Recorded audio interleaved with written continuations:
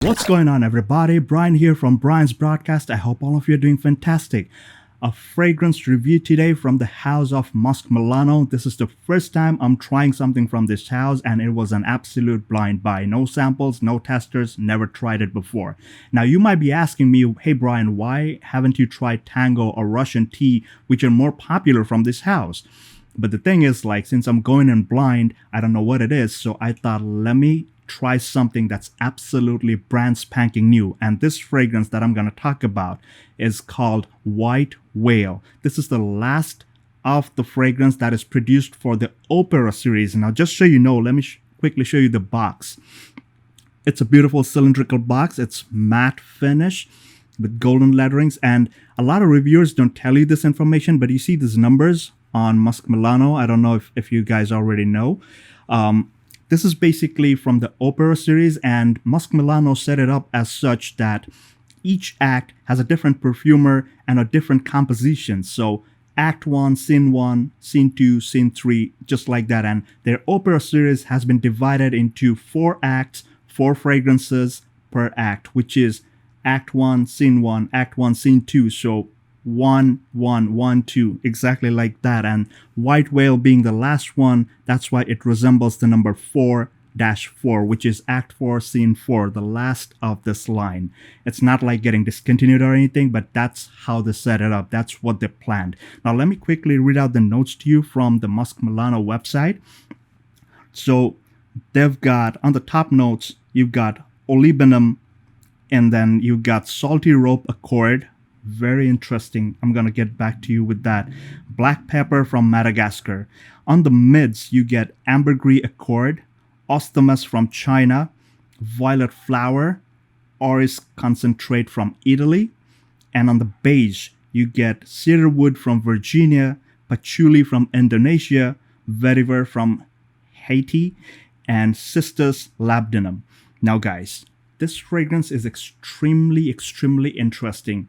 Now, quite often, when I posted pictures of this, a lot of people, especially some, were really adamant that I shared my first impression. But the reason why I didn't want to do that was because, first of all, I'm very new to this house.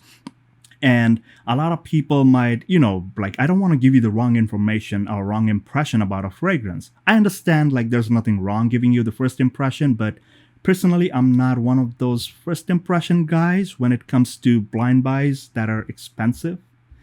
If it's a cheapie, I really don't give a shit. I really don't care. I could give you first impression, second impression, whatever. But let's get down to the business now, guys. Look at this beautiful bottle. White Whale comes in a 35 milliliter size only. I did not find a 100 ml size. Look at this beautiful bottle. It's a bottom heavy bottle. It's really nice. And on the cap, on the top, you see the 4-4, Act 4, Scene 4. And there's some little, I don't know if you can see it, there's a little sticker at the bottom. It's a very beautiful thing. And on the neck, you can see the name of the fragrance is there and the perfumer's name. The perfumer for this particular one was Christian Allori. Now, guys, and since I'm doing it for the first time on my channel, it says Masque Milano right here. There you go. Now, guys, this thing has a beautiful atomizer. Fantastic. I've never come across an atomizer so beautiful. It's one of those pressure sensitive ones, and it just sprays like a long spray. I went from here to here all the way, so it was like one spray and I moved at that rate. Beautifully just sprayed a whole lot of juice. Beautiful, thick, dense juice coming out. Now, guys, when I first sprayed this, they talk about, oh, by the way, I have my ghetto little tester strip. Now, let me tell you what I get. The initial blast is a beautiful, salty, aquatic opening. And when I say salty, it's not one of those super salty fragrances, but the salt is prominent. I mean, you can feel it. And when I talk about aquatics, it's not one of those Acqua di Gio, Profumo, Profondo, or the base one, or not even like Mega Mare, the niche fragrance. It's not like that. It's such a beautiful, saline kind of oceanic feeling, and there's some kind of a darkness to it. And when I say they mentioned over here, there's some salty rope accord. Now imagine a ship or a pier where they have all these ropes tightly tied to some corner. Your boat or your ship is tied, and the salty saline water constantly bashing and making those ropes wet. That kind of a rope would develop its own dark, characteristic kind of smell. It's not one of those rotten smells, but there's a characteristic smell to it. And this is exactly what they did here.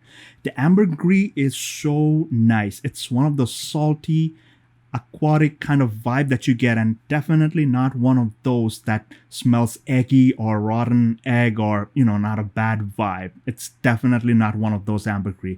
It's a beautiful fragrance. Now, you might be wondering, hey Brian, you read out the note violet flower, and then there's orris concentrate. Now let me tell you, this fragrance by no means has any powdery aspect to it.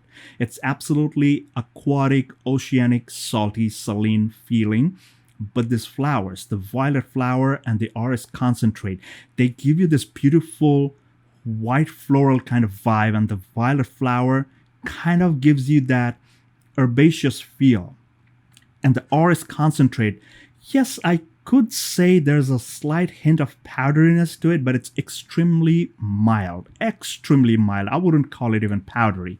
It's that mild. The floral part to it is so beautifully done. I don't see the mention of any citrus part over here, but I do get a nuance of fruity citrus over here. It's not the tardy one, but something. There's some form of citrus in here, or maybe it's probably the labdanum, the cistus labdanum. Now the thing is, cistus labdanum, cistus labdanum, what it does is, I'm sorry guys, it's a tongue twister. What it does is, it gives you that dense, like a consistency kind of feel to it. So you get this slightly fruity, sweet vibe, and there's a lot of dark aspects to it. Now, the dark aspects does not come up right away, or, it's light and then it's coming down slowly. It's not like that. It does not act that way. This fragrance develops really, really nicely. It's not like top, mid, base. It doesn't go like that. It transitions very nicely. The aquatic, salty, aquatic vibe, the oceanic vibe, it just stays. And suddenly, it just takes over. Like, maybe it's on the floral part, you get this beautiful floral projection from your skin, but suddenly you get that salty aquatic vibe. That's how it transitions. It's a fantastic feeling. Now guys, talking about performance and projection, let's talk about projection first. Projection on my skin was more than 2 hours. 1.5 to 2 hours of solid, good projection. And then after that, it comes down to your elbow length, and it surrounds you into this beautiful scent bubble, which is a very nice thing to have. Like your scent does not just settle very close to your skin. Now, let me tell you one thing, this salty rope accord, it might sometimes feel to you guys something like leather, maybe some dusty, dirty leather, but it's not the leather. It's because that salty rope, the saline water has been rotting that rope, decomposing the thing, and slowly, like I said, it develops a character that kind of smells almost a tad bit leathery, but it's definitely not leather. There's no leather in this fragrance. Now, that was the projection part that I talked about earlier. Now let's talk about performance. On my skin, with 4 to 5 sprays, I did not apply too much because I wanted to see how it performs. As you already know, New York City has been burning.